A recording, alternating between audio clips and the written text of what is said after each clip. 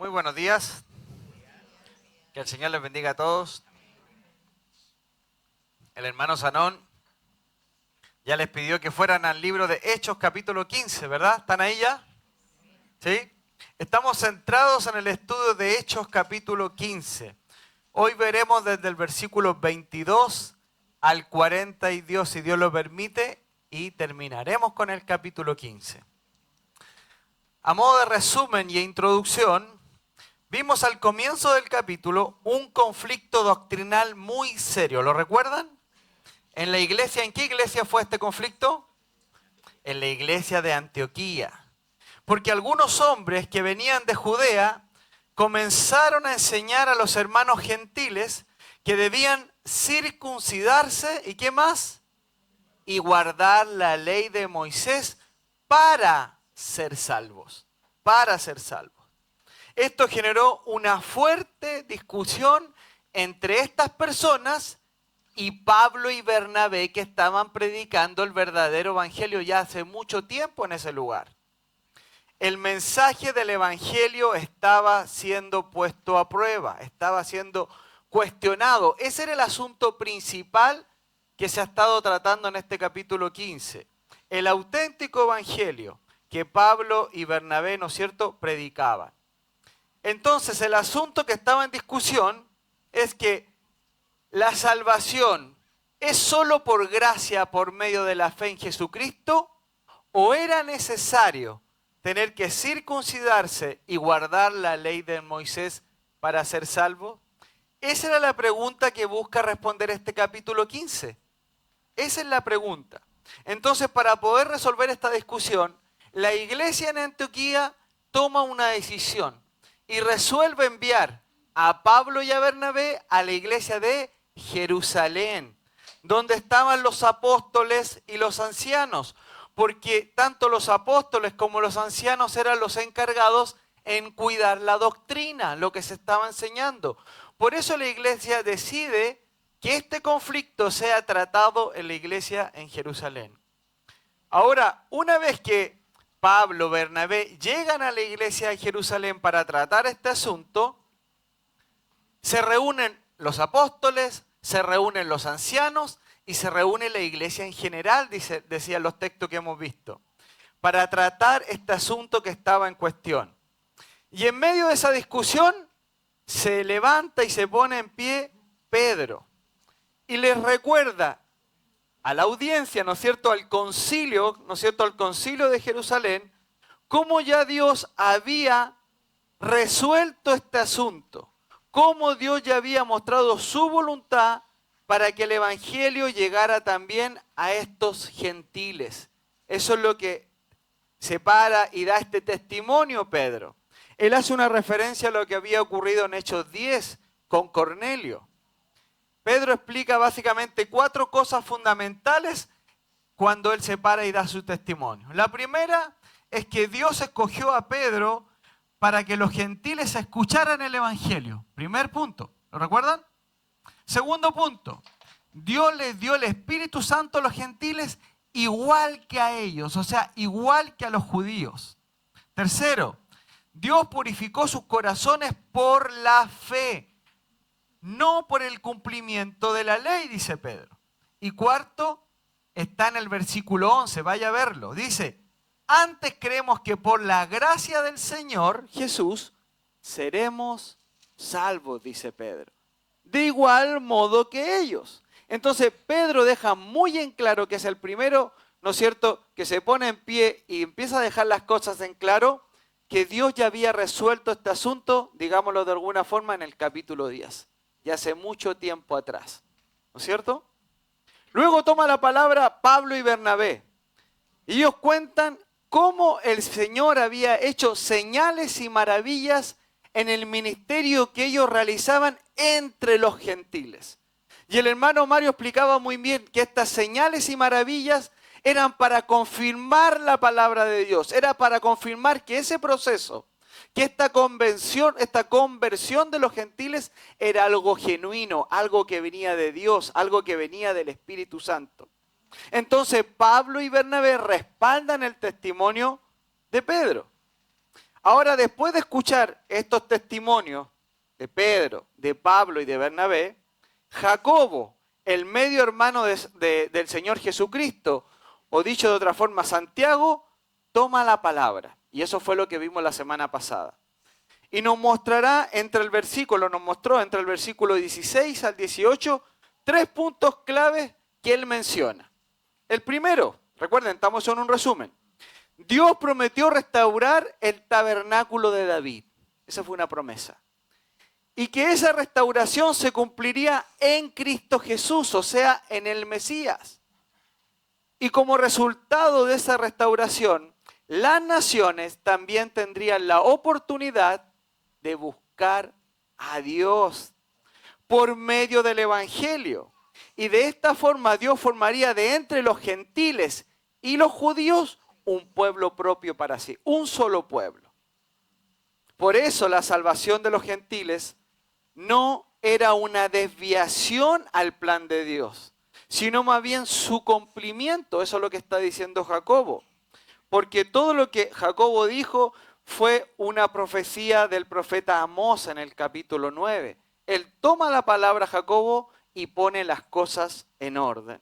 Entonces escuchamos el testimonio de Pedro, escuchamos el testimonio de Pablo y de Bernabé y escuchamos la semana pasada esta conclusión de Jacobo. Recuerden que Jacobo era un apóstol, pero un apóstol principal. Y él concluye algo, toma la palabra de Dios. El profeta Amós en el capítulo 9 dice, esto ya lo había dicho el Señor. Entonces, ¿cuál era la conclusión de Jacobo en este asunto? Lo veíamos en el versículo 20. Él dice, por lo cual yo juzgo que no se inquieta a los gentiles que se convierten a Dios. Y recordatorio para que tal vez los que no se recuerdan, los gentiles son todas las personas que no son judías. En este caso, nosotros seríamos unos gentiles, ¿verdad? Se está refiriendo a las naciones, al resto del mundo. Y Jacobo está diciendo, por lo cual yo juzgo que no se inquieta a las naciones, a los que no son judíos, que se convierten a Dios.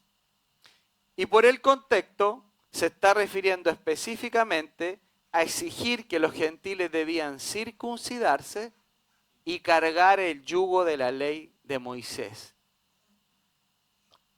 Y Jacobo dice, no.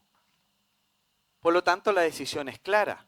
No se debe poner ninguna carga sobre los gentiles para ser salvos. No se puede añadir ningún requisito previo para la salvación.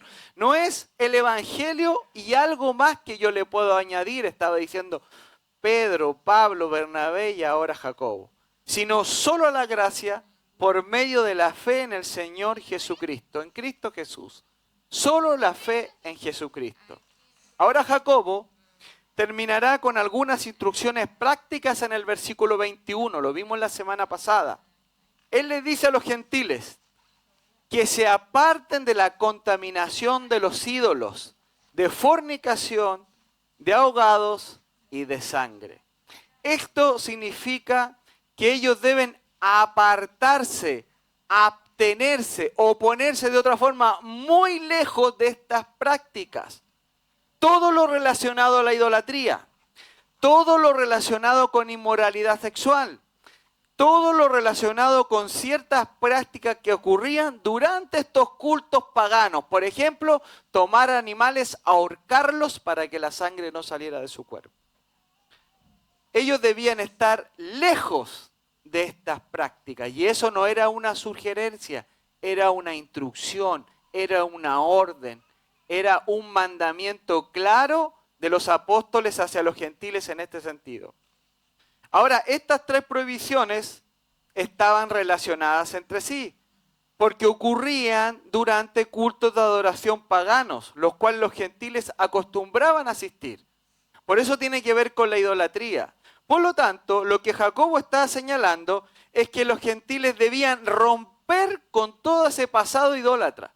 Romper con esas prácticas. Y nos preguntamos la semana pasada, ¿por qué Jacobo menciona estas tres prohibiciones que están relacionadas con la idolatría? Y la respuesta era muy sencilla. Porque Jacobo está hablando de la necesidad de que las personas dejen la idolatría con el fin de recibir el Evangelio. Ya que la verdadera fe, o sea, la fe salvífica en Cristo Jesús, está implícito abandonar la idolatría. Está implícito en el mensaje del Evangelio. No es Jesús y algo más, es solo Cristo y nada más que Cristo.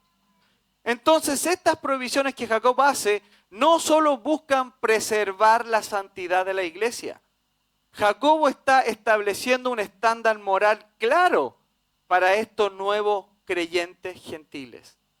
Y que hay mucho que aprender de esto para nosotros. Ya que los gentiles debían entender algo respecto a la salvación.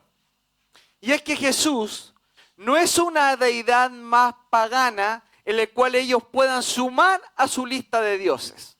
No es Jesús y algo más. No. Jesús no busca ser uno más de estos dioses que estos gentiles tenían. Estas cosas eran, hermanos, incompatibles, está diciendo Jacobo. Son cosas inconsistentes, son cosas antagónicas. No se puede mezclar la idolatría con el Evangelio. Ese es el sentido. Por eso Jacobo trae esto a colación. Justamente porque ¿cuál es el tema a tratar? No lo olvidemos. ¿Cómo puedo ser salvo? Lo que está en cuestión aquí son los requisitos para el Evangelio, si es que los hubiera. Se trata de reconocer que todos los demás dioses son falsos y solo hay un Señor, que es Jesucristo el Señor, el Hijo de Dios. Ellos deben entender que la idolatría no puede ser parte de su nuevo estilo de vida. Estas cosas deben quedar atrás en su vida pasada. Y la semana pasada, después de terminar, se subió el hermano Cristian acá y decía, ¿qué idolatría? Yo no tengo vírgenes, no hago culto, no hago nada idólatra. Pero él reflexionaba y decía, ¿cuántas cosas yo sé en mi día a día tienen una prioridad mayor que el Señor y se convierten en prácticas idólatras en mi vida? Por lo tanto, aquí hay una aplicación directa a la iglesia hoy día. ¿Cuántas cosas hoy día usted tiene prácticas que le quitan el lugar que solo Dios merece? Y Jacobo está diciendo, apártense, absténganse, no tengan nada que ver con eso, estén lejos de esas prácticas porque existe solo un Dios. Y cuando ustedes, por medio de la fe, creyeron en Cristo Jesús, eso significa que Él se transformó en su Señor. No hay otro Señor. Es solo Él. Él tiene la prioridad. Este es el meollo del asunto. Y es lo que Santiago está diciendo para poner las cosas en orden. Entonces, la verdad bíblica es la siguiente, y lo decíamos la semana pasada. Cuando una persona está lista para recibir el Evangelio, esta persona, escuche bien, debe saber que existe un solo Dios, un solo Mesías, Jesucristo, el divino Hijo de Dios. Y esta persona, al ser convencida de su pecado, que es parte del Evangelio, debe entender que la idolatría es un pecado y es blasfemia en contra de Dios. Él debe entender eso. El Evangelio es incompatible con la verdadera fe. Esto reafirma la idea que la fe salvífica en Cristo implica abandonar la idolatría. De eso es la conclusión que Santiago está haciendo. Él está hablando del verdadero Evangelio. Hasta ahí llegamos la semana pasada. ¿Sí? Muy bien. Entonces, después de que los apóstoles y los ancianos llegan a esta importante decisión, recuerden, Santiago habla y esa es la conclusión final a esto. No debemos añadirle nada al Evangelio. Es solo el Evangelio. Es solo por gracia, por medio de la fe. Y una vez que ellos llegan a esta importante decisión, ¿verdad? Vamos a ver ahora en los versículos anteriores 3 puntos importantes. Lo primero es que esta decisión el concilio la va a comunicar a través de una carta y va a enviar a unos mensajeros. Segundo, la reacción de la iglesia de Antioquía cuando reciben la carta. Y tercero, vamos a ver la separación entre Pablo y Bernabé. Va a haber una separación entre ellos. Así que vamos a orar, ¿les parece? Padre, en el nombre de Jesús, te damos gracias por tu palabra. Te pido, Señor, por cada uno de mis hermanos y por mí, por mi familia, por cada varón, dama, señorita, joven acá en este lugar, que tú nos puedas mantener concentrados, Señor. Esta es tu palabra y merece respeto. Señor, venimos aquí para escuchar tu voz. Háblanos a través de ella. Te lo pido en el nombre de Jesús. Amén. Entonces, no vamos a leer los versículos, ya lo leyó el hermano Zanón, porque si no, no vamos a alcanzar. Son muchos versículos. Vamos a ir uno y uno. Entonces, versículo 22.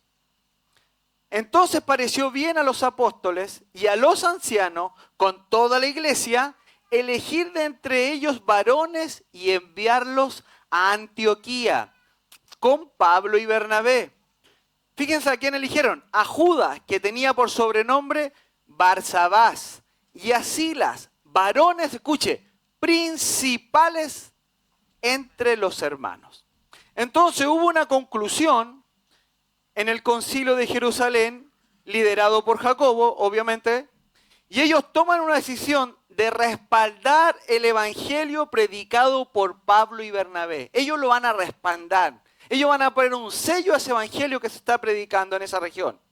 Y con el fin de comunicar esta decisión en la iglesia de Antioquía y en otras iglesias de la región, los apóstoles, los ancianos y la iglesia en Jerusalén deciden enviar una carta oficial a la iglesia en general y específicamente dirigida a los gentiles. Entonces, este concilio toma la sabia decisión de que otros testigos, no solo Pablo y Bernabé, otros testigos como Barsabás y Silas, líderes de la iglesia en Jerusalén, lleven por su propia mano esta carta a la congregación de Antioquía. ¿Ven? Ellos van ahora a tomar dos testigos diferentes que vayan con Pablo y Bernabé, el cual dirán, sí, la presentación del evangelio de Pablo y Bernabé es la correcta. Ese es el verdadero evangelio, no lo que están enseñando estos judaizantes. Además, como veremos más adelante, esta decisión estaba respaldada por el Espíritu Santo, vamos a ver. Era una decisión respaldada por el Espíritu Santo, por los apóstoles, por los ancianos y por la iglesia. Escuche nuevamente el verso 22. Entonces pareció bien a los apóstoles y a los ancianos, con toda la iglesia, elegir de entre ellos varones y enviarlos a Antioquía, con Pablo y Bernabé, a Judas, que tenía por sobrenombre Barsabás, y a Silas. Ahora, ¿quiénes son estos hermanos? Dice el versículo, escuche, varones principales de entre ellos, de entre los hermanos. Esto significa que estos hombres, Barsabás y Silas, o Judas y Silas, eran líderes de la iglesia. A eso se está refiriendo, que eran principales. Eran personas que ejercían dirección entre los hermanos. Incluso en otros textos del Nuevo Testamento, esta misma palabra es traducida como pastores. Pero acá en el versículo 22 tienen la idea de que ellos eran hombres respetados en la iglesia. Ellos eran líderes reconocidos entre los hermanos. Personas con autoridad espiritual, eran personas de buen testimonio, no enviaron a cualquiera como testigo. Ellos pusieron, digámoslo así, a sus mejores hombres para ir a respaldar algo doctrinal, el verdadero evangelio, algo muy importante estaba en juego. Y ellos ponen a sus mejores dos hombres, a personas de testimonios piadosos, que eran reconocidos por la iglesia. Por eso fueron escogidos para acompañar a Pablo y a Bernabé y confirmar la decisión del concilio por medio de esta carta. Esto era importante, hermanos, porque la carta venía de Jerusalén, pero también era necesario el testimonio personal de líderes confiables. En este caso, Barsabás y Silas, que respaldaran lo que se había discutido en el concilio de Jerusalén y cuál había sido esta conclusión. Por esto, manifestaba esto, lo que estaba haciendo, ¿no es cierto?, el concilio es manifestar un sello de aprobación. El concilio estaba mostrando un sello de aprobación al llevar a estos hombres con esa carta que iba por su propia mano. Miren, imaginen esto. Supongamos que Pablo y Bernabé hubieran llegado diciendo, nosotros escribimos esta carta y el concilio está de acuerdo. ¿Qué hubiera pasado con la iglesia en Antioquía? Hubieran dudado. Tal vez estarían un poco escépticos, ¿verdad? Diciendo, ¿realmente viene de ellos? O al revés, supongamos que ellos escribieron la carta y dijeran, mira, nosotros escribimos la carta, o perdón, que el concilio haya escrito la carta, pero dice, pero los pasaron nosotros para que la traigamos. Eso habría sido tal vez, en ese momento debió haber traído tal vez mucha duda, mucha incertidumbre de lo que realmente estaba ocurriendo en el concilio de Jerusalén.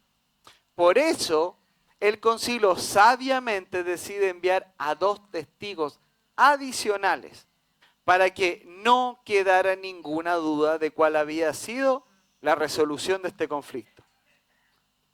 ¿Sí? Ellos deciden enviar 2 testigos, Barsabás y a Silas, los cuales portaban la carta, como veremos en el versículo 23. Escuche, leamos ahora el verso 23. Acá se nos habla de la carta y lo que se conoce como una epístola. Verso 23. Y escribir por conducta de ellos, ¿ven? Esto significa que ellos llevaron la carta de su propia mano, o sea, Barsabás y Silas. Ahora pregunta, ¿quiénes escribieron la carta? El texto lo dice, los apóstoles y los ancianos y los hermanos en general de la congregación. ¿Y a quién fue dirigida la carta? Dice, a los hermanos de entre los gentiles que están en Antioquía, en Siria y en Cilicia. Salud, dice. Y salud en el original es paz. Entonces, este versículo nos muestra la carta oficial del concilio en Jerusalén. El texto dice que la carta fue enviada por los apóstoles, por los ancianos y por los hermanos en la congregación. Esto muestra algo, hermano, muy significativo y que lo ha repetido durante todo el capítulo. Habla de los apóstoles, los ancianos y la iglesia. Esto muestra algo relevante sobre cómo funciona la iglesia o cómo funcionaba la iglesia en ese momento. Habla de los apóstoles, o sea, el liderazgo apostólico. Habla de los ancianos, o sea, el liderazgo pastoral de la iglesia local. Y habla de los hermanos, o sea, toda la congregación. Es decir, la decisión no fue solo un grupo pequeño de personas. No la tomó solo un grupo pequeño de personas en un lugar cerrado, sino que toda la iglesia estuvo de acuerdo con la decisión que tomaron los apóstoles y los ancianos. ¿Están conmigo, hermanos? ¿Sí? ¿Están conmigo? Esto confirma lo que ya se mencionó en el versículo 22, que la decisión fue respaldada por toda la iglesia. Ahora, ¿a quién estaba dirigida la carta? La carta estaba dirigida a los creyentes gentiles en Antioquía y ahora agrega más lugares de la región. ¿Ven? Se agrega, esto no había ocurrido, no lo había mostrado antes. A los creyentes gentiles en Siria y a los creyentes gentiles en Cilicia. Estas eran regiones donde el evangelio había sido expandido principalmente por el ministerio de Pablo y Bernabé.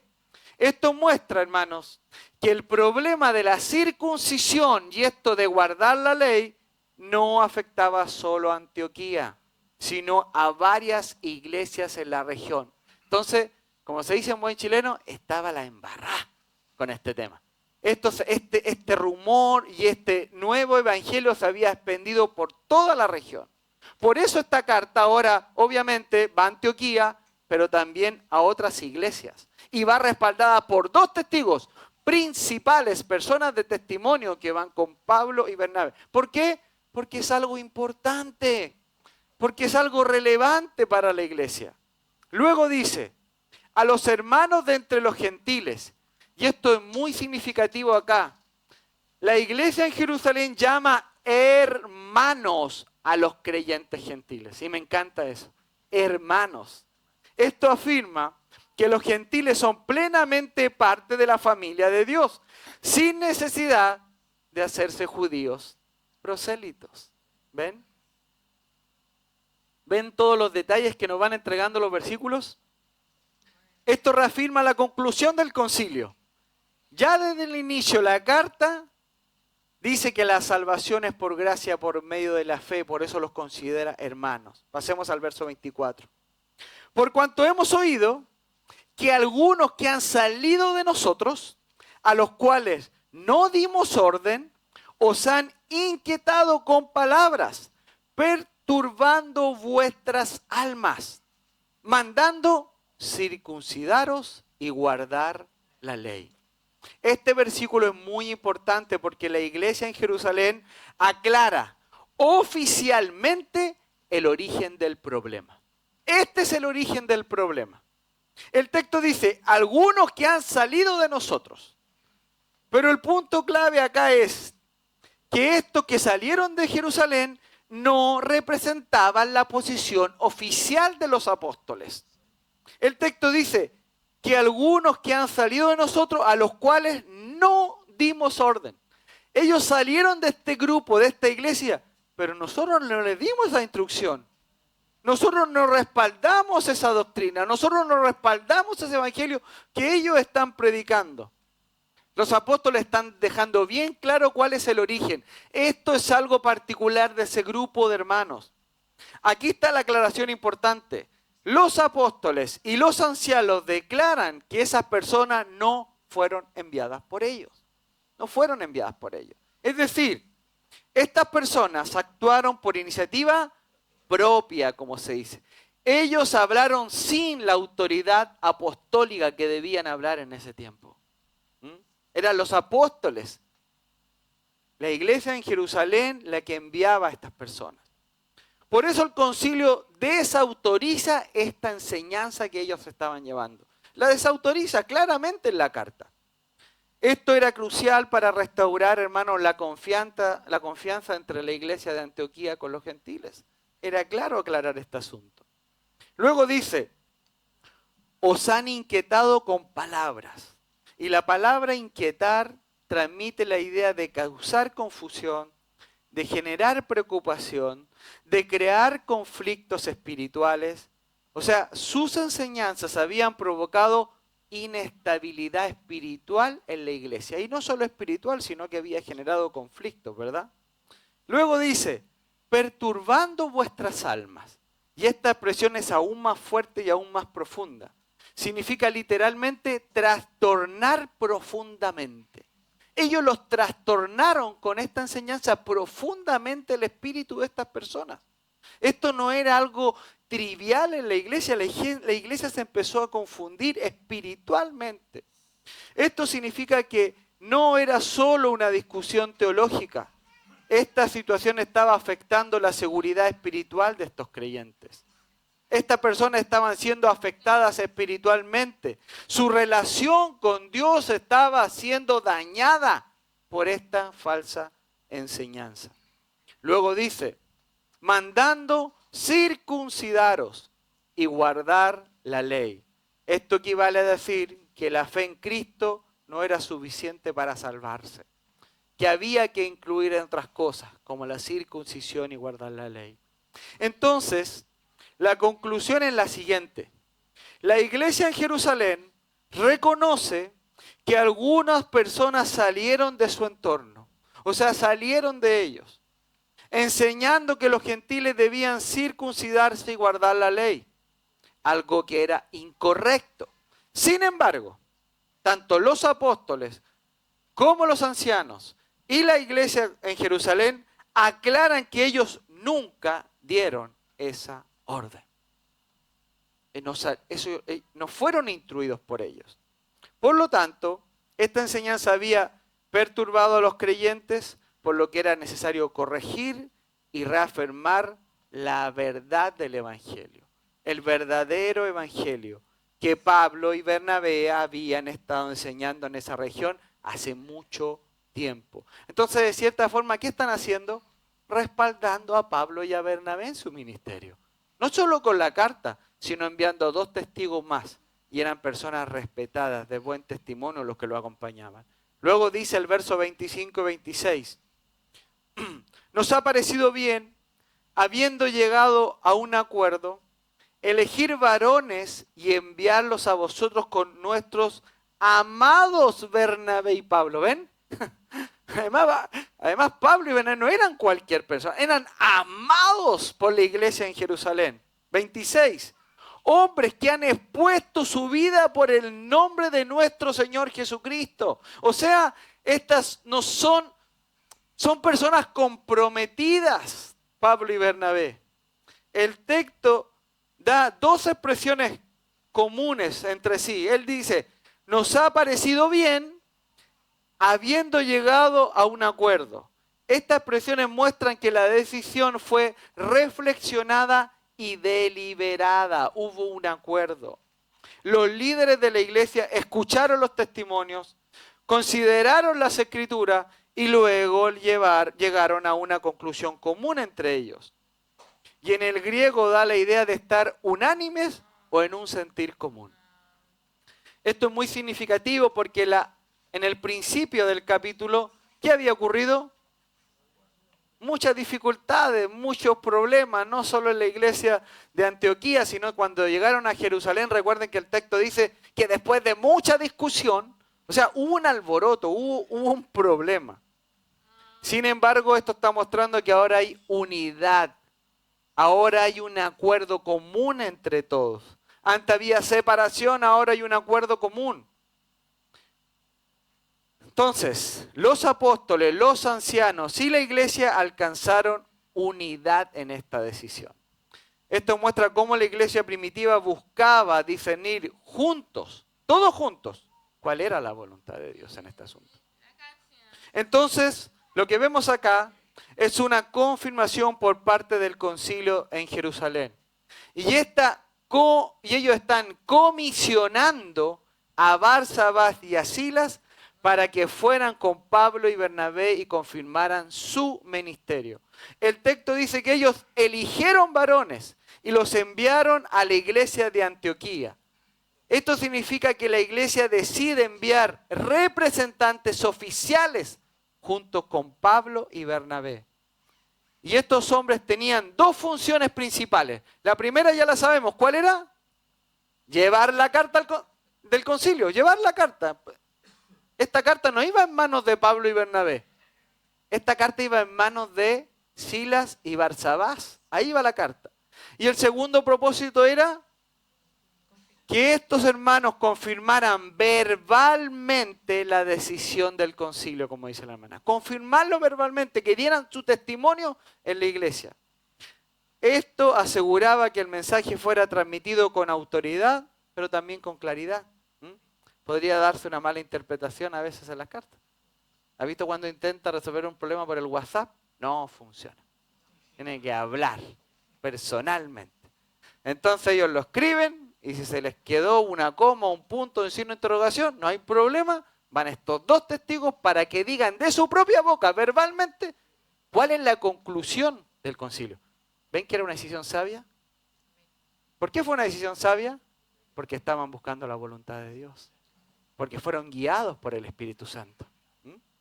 Ahora el verso también se refiere a Pablo y a Bernabé como sus amados, y me encanta.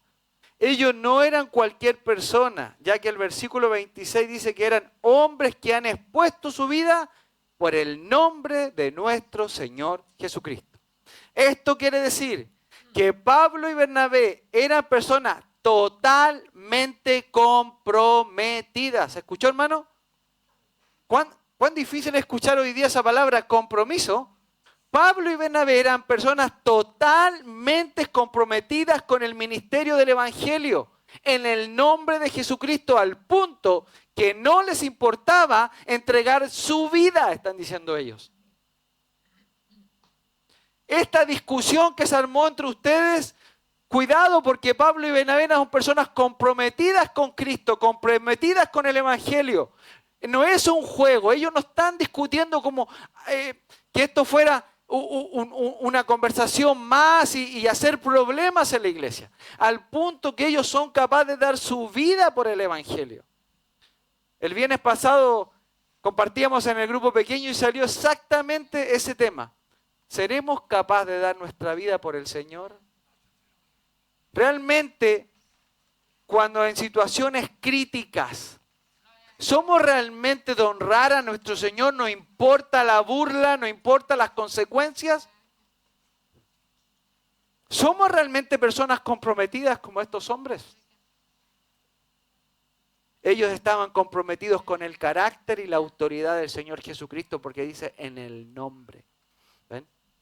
Ellos estaban comprometidos con quién era Cristo, su persona y su autoridad. Ellos eran hermanos fieles al punto de dar su vida en el nombre del Señor Jesucristo. Verso 27. Así que enviamos a Judas y a Silas, los cuales también de palabras os harán saber lo mismo. ¿Ven? Ahí está. Testimonio. Ellos tenían que hablar lo que había ocurrido. La idea central del versículo es que la iglesia en Jerusalén se estaba asegurando de que su decisión sea comunicada verbalmente con claridad y autoridad por estos testigos. Enviados, testigos fieles y comprometidos, que confirmen personalmente el contenido de la carta que ellos llevaban de su propia mano.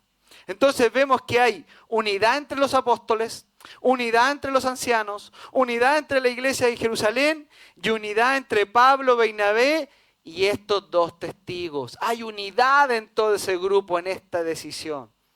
Ahora sigamos en el verso 28, el cual entrega, escuche, el contenido de la carta. Ahora viene el contenido, escuche, porque ha parecido bien al Espíritu Santo y a nosotros no imponeros ninguna carga, más que estas cosas necesarias. Entonces, lo primero que el texto dice es que ha parecido bien ¿a quién? Al Espíritu Santo. El primero que es nombrado, el Espíritu Santo. Esta frase es clave en todo este asunto, hermano, ya que los apóstoles y los ancianos reconocen que la decisión no fue simplemente una decisión humana o intelectual o porque ellos sabían mucho, sino que el Espíritu Santo estaba guiando esta decisión de la iglesia. ¿Por qué? Porque esta era una decisión importante. Ahora, ¿cómo el Espíritu Santo guió esta decisión? A través del testimonio de Pedro, a través del testimonio de Pablo y Bernabé, ¿no es cierto? Y también lo confirmó a través de las Escrituras, con la profecía de Amós, capítulo 9.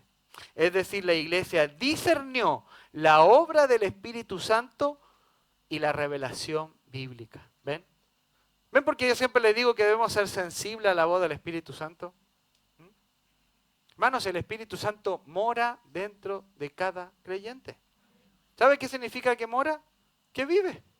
Él vive ahí. ¿Y sabe qué más? Es una persona.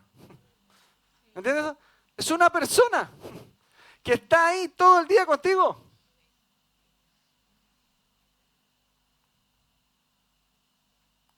Ayer fui a buscar unas empanadas con Felipe, con mi hijo, y Felipe me empezó a hacer preguntas. Íbamos juntos. Eso exactamente, yo se la respondía y yo iba con él. Eso es exactamente lo que debemos hacer con el Espíritu Santo. Podemos hacerle preguntas, podemos buscar su guía, porque está conmigo, es una persona. Imagínense que Felipe pensara que el manubrio se iba moviendo solo. Sería absurdo, ¿verdad? ¿Por qué nos comportamos así con la persona del Espíritu Santo? Ahora, ¿solo el Espíritu Santo? Eso es locura. El Espíritu Santo va con la palabra de Dios. ¿Por qué? Porque es importante discernir la palabra de Dios, entenderla, estudiarla, conocerla. Porque cuando tú escuches voces interiores, si tú no conoces la palabra de Dios, te vas a confundir y serás fácilmente engañado por el enemigo. Pero cuando tú conoces exactamente la palabra de Dios, tú vas a poder entender si eso que el Espíritu Santo te está guiando a hacer viene de su palabra. Y va a decir, esto es de Dios. Pero cuando tú te viene un pensamiento y no es de la palabra, tú dices, esto es mi carne. Que constantemente quiere aflorar. Yo le decía a Felipe, cuando yo no esté, y yo lo quiera, y yo no esté, y mis hijos queden ya grandes, pero y adultos, ellos van a poder en una conversación discernir claramente si yo salgo en esa conversación, si eso viene de su padre o no.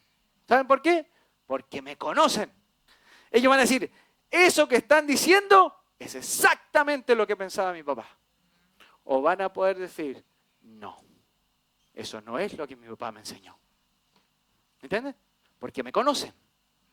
Es exactamente lo que estaban discerniendo este grupo en el concilio.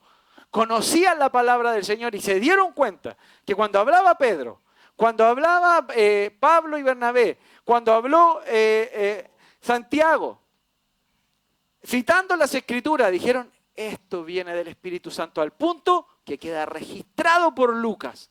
Y dice, el Espíritu Santo y el resto de las personas ha tomado esta decisión.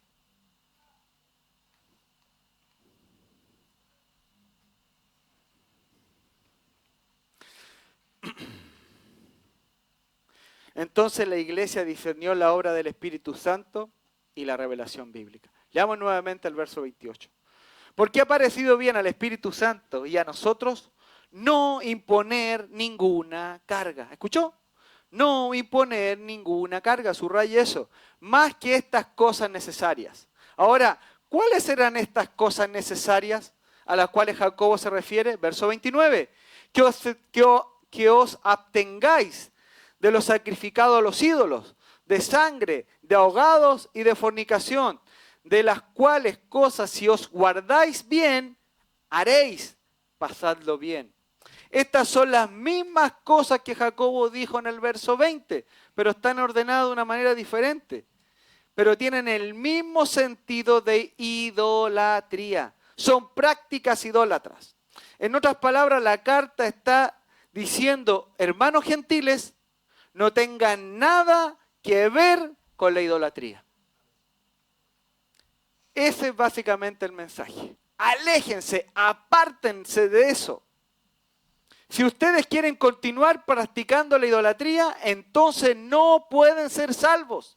Ustedes no tienen una fe salvífica. Ustedes no se han arrepentido verdaderamente de su pecado de idolatría. Eso es lo que está diciendo. Porque el asunto en cuestión no es cómo deben vivir después. Recuerden, el asunto es qué debo hacer para ser salvo. Si tú no entiendes esto, te vas a confundir. Entonces el mensaje de la carta es básicamente muy sencillo. No debían poner ninguna carga a los gentiles para ser salvos. Ninguna. Es por la gracia, por medio de la fe en Jesucristo. Nunca podrás poner las cosas en orden en tu vida si primero el Espíritu Santo no está en ti. Si primero no conoces el Evangelio, no conoces a Cristo como Salvador y tu Señor, no vas a poder arreglar tu vida. Tú necesitas nacer de nuevo. Tú necesitas el Evangelio, necesitas nacer de nuevo. Porque incluso si no naces de nuevo, la Biblia es muy clara. Y a las personas que no han nacido de nuevo, que no han puesto su fe en Cristo y que no se han arrepentido de sus pecados, la Escritura dice que pasarán su eternidad en algo que se llama el lago de fuego y azufre, conocido como el infierno. Y tal vez tú dices, no, bueno, yo soy joven, tengo tiempo, prefiero no pensar en eso. Pero ¿sabes qué? No pensar en eso es una necedad, porque es algo que va a ocurrir, tarde o temprano va a ocurrir. Es como decir, no quiero cumplir más años, no quiero estar de cumpleaños. Va a ocurrir, no, va a ocurrir. Cada día, cada minuto te acerca a ese momento. Lo mismo es con la eternidad.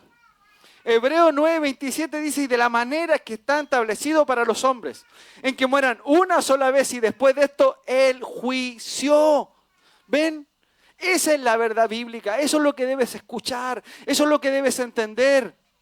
Pero hay una buena noticia, Cristo Jesús, el unigénito Hijo de Dios, el que no cometió pecado, entregó su vida por ti. para cargar tus pecados que te separan de Dios. Y tú debes poner tu confianza en Cristo Jesús, solo en Él, para perdón y redención de tus pecados. La Biblia dice que su sangre tiene el poder de pagar la deuda que tú tienes con el Padre por el pecado. De eso se trata de la redención. El pago para sacarte de la esclavitud del pecado y sacarte de las llamas y del infierno y posicionarte como hijo de Dios en el reino. ¿Ven lo increíble de ese mensaje? Pero debes creer. Debes creer en Cristo Jesús. No necesitas hacer nada más. Debes creer en Él y poner toda tu confianza y arrepentirte de tus pecados. Entonces, no se debía poner ninguna carga a los gentiles para ser salvos, ni añadir nada al Evangelio. Era innecesario, era incorrecto añadir cosas al Evangelio.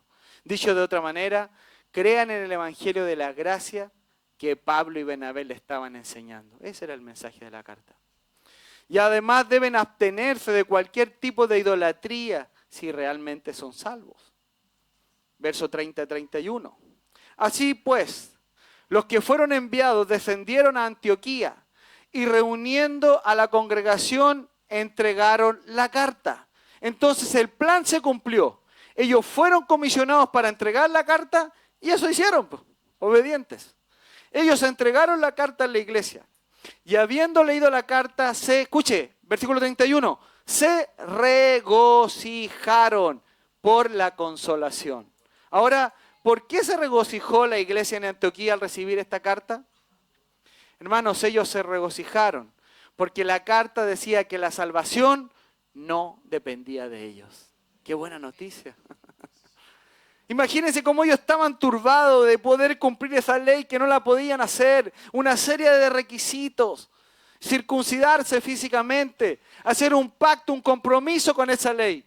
Era algo complicado, que Pedro ya revela que ni él ni sus padres pudieron hacerlo. Entonces eso trajo alegría, ánimo en la iglesia. Porque la salvación ya no dependía de ellos. La salvación es solo por gracia, por medio de la fe en Cristo Jesús. No debían circuncidarse ni cargar el yugo de la ley para ser salvos. Nada de eso era necesario como requisito para la salvación. Por esta razón ellos están alegres de recibir esta carta, esta noticia. Amén. Verso 32. Y Judas y Silas, como ellos también eran profetas, escuche bien acá. Porque ahora el énfasis del capítulo 15 va hacia un lugar especial. Y Judas y Silas, como ellos también eran profetas, el asunto ya está claro, ¿verdad? Hubo una resolución del concilio, enviaron la carta, fueron 2 testigos, leyeron la carta y la iglesia se alegró. Porque nada había que imponer nada más. La salvación era solo por gracia, por medio de la fe. O sea, lo que Pablo y Bernabé venían enseñando hace mucho tiempo en la región. De hecho, recuerden que ellos eran como los pastores de esa iglesia, enseñaban, eran los misioneros ahí. Y los validaron, los respaldaron. Sigan a estos hermanos, amados por nosotros, que son capaces de darle vida por el Señor.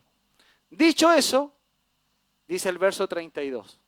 Y Judas y Silas, como ellos también eran profetas, escuche, consolaron y confirmaron a los hermanos con abundancia de palabra. Entonces, estos versículos describen lo que ocurrió después que la carta fue leída, esta carta del concilio en Antioquía. Entonces, no solo entregaron un mensaje, o sea, no solo entregaron la carta, no solo dieron su testimonio verbal, sino que Judas o Barsabás y Silas ministraron espiritualmente en la iglesia. Eso es lo que quiere decir, consolaron y confirmaron. El verbo consolar a los hermanos, ¿no es cierto? Esta palabra consolar también se puede entender de la siguiente manera, como animar, como exhortar, como fortalecer, como de cierta forma bendecir a esos hermanos. Recordemos que la iglesia había sido confundida, tal vez por varios tiempos, meses tal vez, confundida, perturbada por la enseñanza errónea acerca del Evangelio. Ellos estaban confundidos mentalmente. Necesitaban apoyos, ser animados, ser alentados, ser fortalecidos. Por eso estos líderes trajeron ánimo y tranquilidad espiritual. La idea central del versículo es que después de resolver el conflicto doctrinal que había en ese momento, los líderes no solo entregaron la carta, sino que se quedaron a edificar espiritualmente a los creyentes, animándolos y fortaleciéndolos en su fe. Eso es lo que ellos se quedaron haciendo. Y esto es relevante, porque esto va a ser enfatizado en los próximos versículos. Y de hecho en todo el libro de los Hechos. Estos líderes quieren ser una influencia, hermano, positiva en esta iglesia. Esto demuestra preocupación por esos hermanos de Antioquía y en esa iglesia de la región. Ellos no son hermanos como Caín, cuando el Señor le preguntó por su hermano. ¿Cómo respondió Caín? ¿Soy yo acaso guarda de mi hermano?, respondió Caín. Y lo que está implícito en esa respuesta es que él no lo era. Él no era el guardián de su hermano. Él no creía que debería cuidar y ser el guardián de su hermano. Pero la verdad bíblica, hermanos, que enseña toda la Biblia, es que cada creyente debe ser guardián de su hermano. ¿Escuchó? Hermanos, esto es clave. Cada uno de nosotros está llamado bíblicamente a ser guardián, custodio de su hermano. Usted debe cuidar a sus hermanos. Hebreos capítulo 3, versículo 13 dice, escuche, antes exhortaos los unos a los otros cada día, para que ninguno se endurezca por el engaño del pecado. Nosotros debemos ser los guardianes, los custodios de nuestros hermanos, con el fin de tener una influencia positiva siempre en ellos. Hermanos, debemos gastar nuestra vida en otros. ¿Escuchó? Ese es el propósito, esa es la voluntad de Dios, que usted gaste su vida en otros. ¿En qué está gastando su vida usted hoy día? ¿En usted mismo? ¿En su trabajo? ¿Consumiéndose en alguna adicción tal vez que no es visible? ¿En qué está gastando su vida, querido hermano? La Biblia dice que usted debe gastar su vida en otros. Y específicamente acá el contexto en sus hermanos. Ellos no solo, bueno, aquí está la carta, les dimos el testimonio y tenemos que irnos a hacer nuestras cosas. Ellos fueron sensibles a la necesidad de la iglesia y se quedaron con la iglesia, confirmando, aconsejando, guiando espiritualmente a la iglesia. Dice el texto que estos líderes consolaron y confirmaron a los hermanos con abundancia de palabras. Es decir, estos hombres ayudaron a que los creyentes quedaran firmes en el verdadero evangelio. Firmes. No solo se trató de resolver una discusión doctrinal, sino que afirmaron en la iglesia, afirmaron a esa iglesia.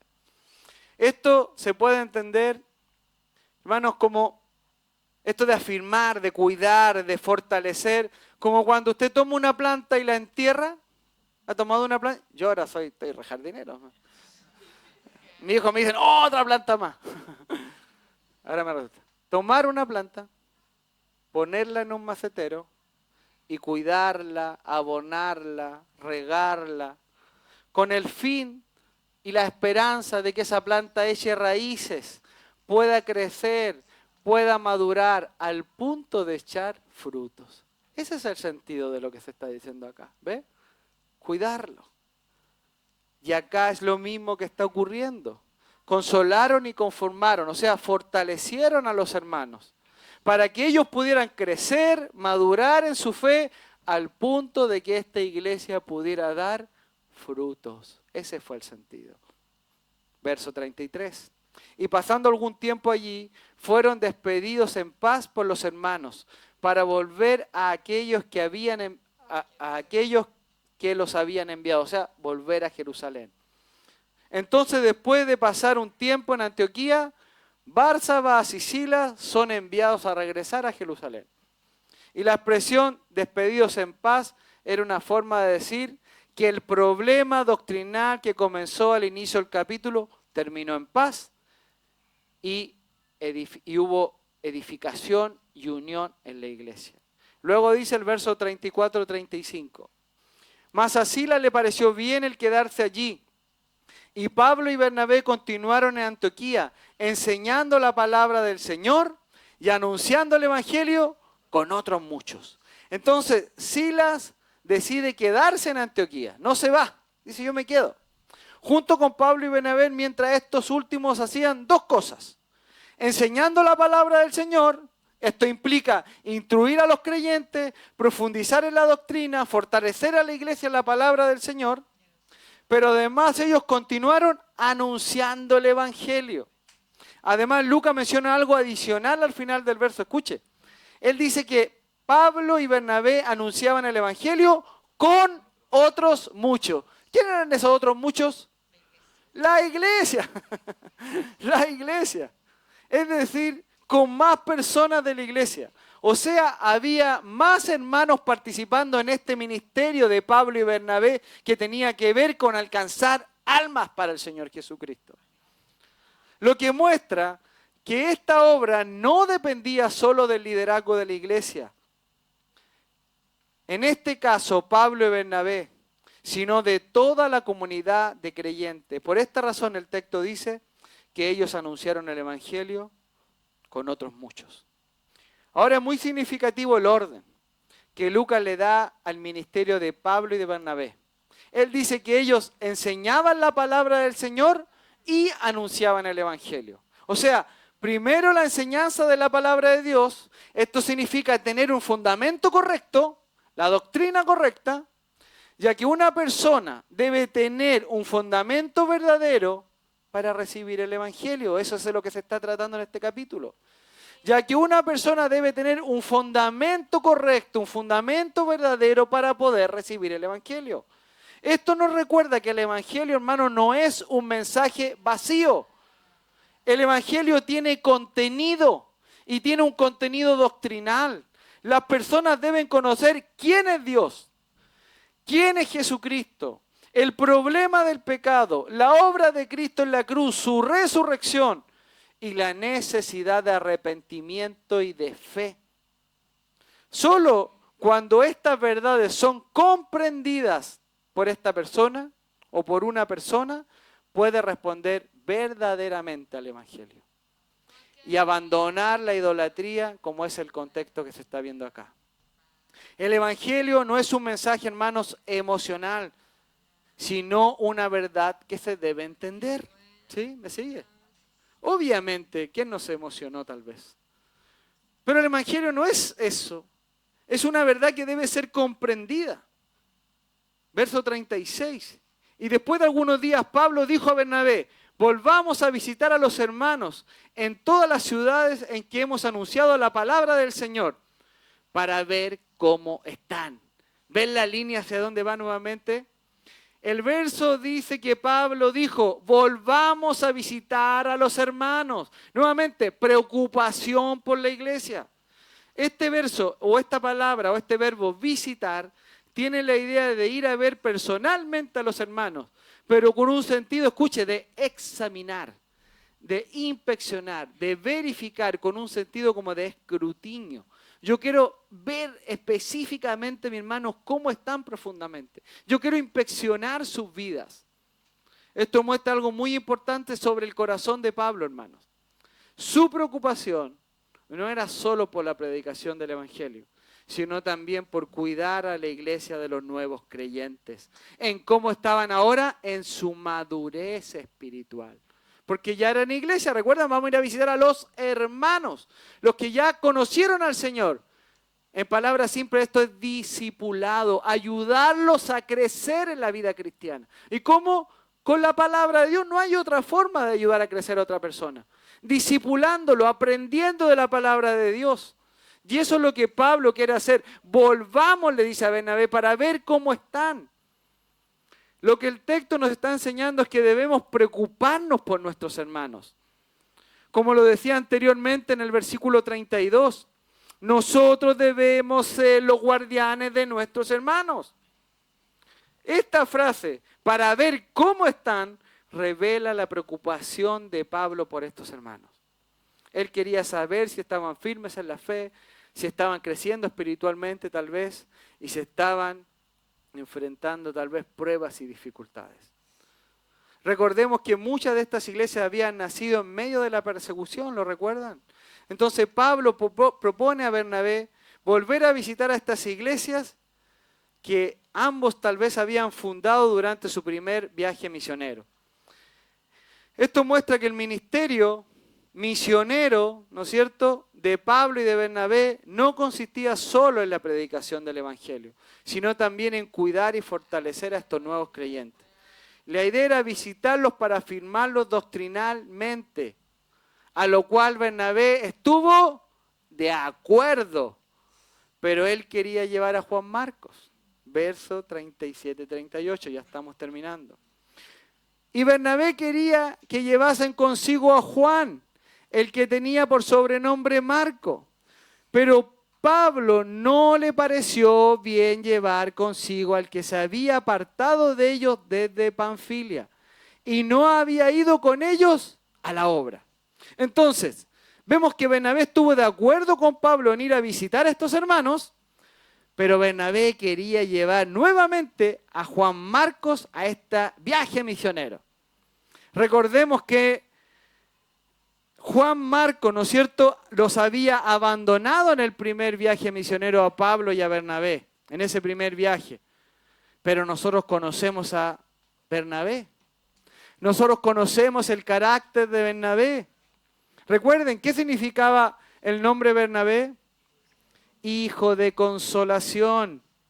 Él era conocido como una persona que animaba y restauraba a otros. Ese era su carácter. Probablemente ese era en parte de sus dones. Probablemente Bernabé pensaba que Juan Marcos merecía una segunda oportunidad. Por eso él le dice a Pablo, llevemos a Juan Marcos.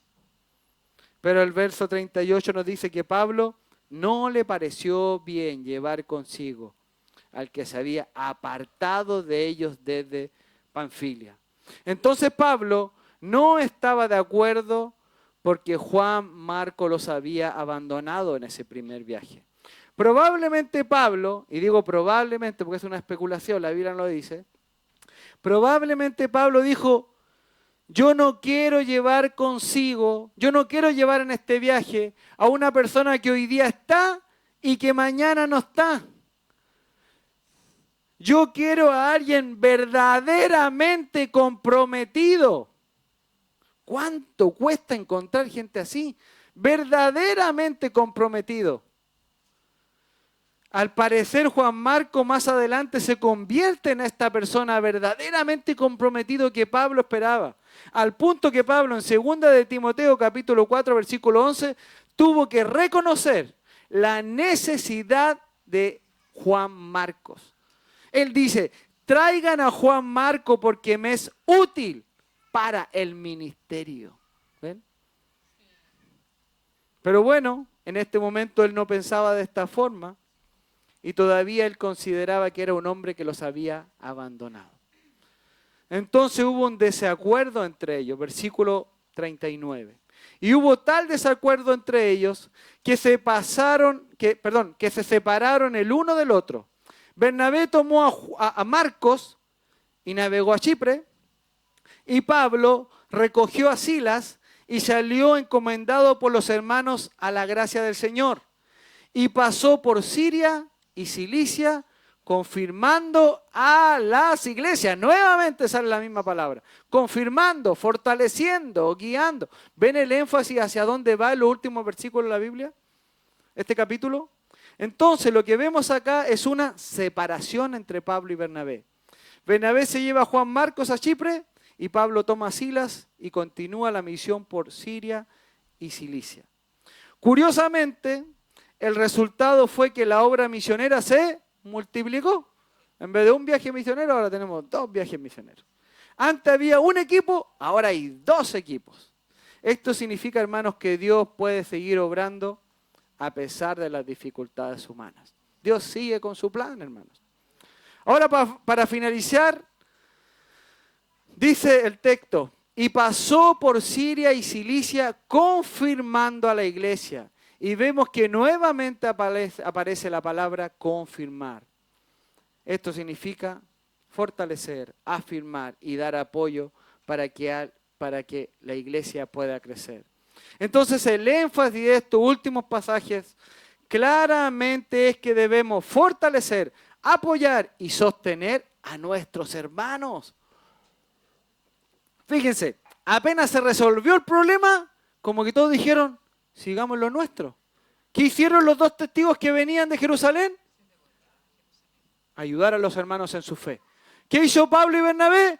Vamos a visitar a los otros hermanos que hace tiempo que no los vemos para fortalecerlos en su fe. Y vemos que a lo largo del libro de los Hechos de los Apóstoles aparece el mismo patrón. Es decir, debemos ser personas que buscan fortalecer la iglesia. ¿Es usted una persona que busca intencionalmente fortalecer la iglesia? Esa es la pregunta que cada uno de nosotros debe hacerse. ¿Es usted una persona que busca fortalecer la iglesia local donde usted se encuentra? ¿O es usted una persona que busca que los fortalezcan? Es nuestro deber enseñar a las personas, hermanos, comprometerse con las Escrituras. ¿Escuchó? Cada uno de nosotros tiene la responsabilidad de enseñar a otros a comprometerse con las Escrituras. Esta es una de las labores más importantes de la iglesia. Animarnos unos a otros a comprometernos con las Escrituras. Debemos hacer un compromiso verdadero con la palabra de Dios. A eso nos animamos. Eso es lo que debemos hacer. Hoy en día, hermanos, vemos muchas iglesias debilitadas. ¿Saben por qué? Porque han perdido respeto por la palabra de Dios. La iglesia es un circo y la palabra de Dios es lo último en esas iglesias. No se respeta, no se valora, no se guarda, no se estudia. Y eso está mal, hermanos. Por eso hay muchas iglesias debilitadas hoy en día. La palabra de Dios es fundamental en la vida de la iglesia, porque toca cada aspecto de nuestra vida, no solo como la vida como iglesia, en comunidad, sino en la vida personal, la vida familiar, la vida de nuestro trabajo, toda nuestra vida. Si las personas no conocen la palabra de Dios, no serán fuertes, no estarán equipadas, ni serán capaces de realizar la voluntad de Dios. Es imposible si no conocen la palabra de Dios. ¿Ven? Entonces debemos animarnos unos a otros a comprometernos con las Escrituras. Entonces, para terminar, hermano, te pregunto, ¿es importante para ti la palabra de Dios? ¿Sí? ¿Realmente es importante? ¿Qué significa ese amén? ¿Significa que la lees y la estudias a diario? ¿Eres una persona comprometida con su verdad? ¿Te afecta seguir la palabra de Dios al pie de la letra cuando esto te incomoda con los demás o cuando las personas se molestan contigo? ¿Eres capaz de seguir la verdad de Dios al pie de la letra? Entonces te pregunto nuevamente, ¿qué tan comprometido estás tú con la palabra de Dios? ¿Qué tan comprometido estás? Si estás comprometido, hermano, de una manera moderada y superficial, déjame decirte algo, hermano. Vivirás una vida decepcionante para Dios. Si tomas la palabra de Dios como algo casual, vivirás una vida de decepción. Y serás presa fácil para el enemigo. Recuerda que el enemigo odia la palabra de Dios, la odia. Y por eso Él va a entretenerte una y otra vez para que tú no pases tiempo con la palabra de tu Señor. Pero si te comprometes con la palabra de Dios, con valentía, con fe, y te fortaleces en ella, tendrás el potencial de vivir una vida cristiana que le agrade y que glorifique al Señor. ¿Oramos? Padre, en el nombre de Jesús, te damos gracias, Señor, por permitirnos una vez más escuchar tu palabra. Gracias, Señor, por este libro de los Hechos y especialmente por este capítulo 15 que acabamos de terminar. Señor, gracias porque hasta aquí nos has ayudado tú. Hasta aquí has estado. Y eso significa que tú nos seguirás dando de tu revelación bíblica. Pero te pido, Señor, en esta tarde, que ayudes a cada uno de mis hermanos y a mí a hacer un compromiso contigo, con tu palabra. Querido hermano, si no has estado comprometido con la palabra de Dios hasta el día de hoy, eso puede cambiar hoy. Pídele perdón al Señor ahí donde estás. ¿Sabes cuál es la buena noticia? Que el Señor te lo está recordando. Que el Señor te está recordando y te está diciendo, mi palabra es lo más importante o debe ser lo más importante en tu vida. Querido hermano, pídele hoy al Señor y hace un compromiso hoy y dile, Señor, me comprometo hoy día mismo con tu palabra. Me quiero comprometer con ella. Sé que tal vez te he fallado muchas veces, pero hoy quiero hacer un cambio. Señor, no puedo solo. Te pido tu ayuda, tu dirección, hacer un compromiso hoy día de poder leer tu palabra todos los días, de buscar intimidad contigo. Quiero escucharte. Quiero ser sensible a la voz del Espíritu Santo que vive y mora en mí. Esa persona maravillosa que vive en mí. Gracias te doy, Señor, porque tu palabra es viva y eficaz, Señor, y llega hasta el fondo del corazón. Te pido también, Señor, por las personas que no te conocen. Tú los conoces, tu palabra dice que tú conoces el corazón de las personas. Te pido que esta palabra haga eco, Señor. Que esta palabra no vuelva vacía, Señor, y que ellos puedan conocerte como Señor y Salvador. Oramos en el nombre de Jesús. Amén.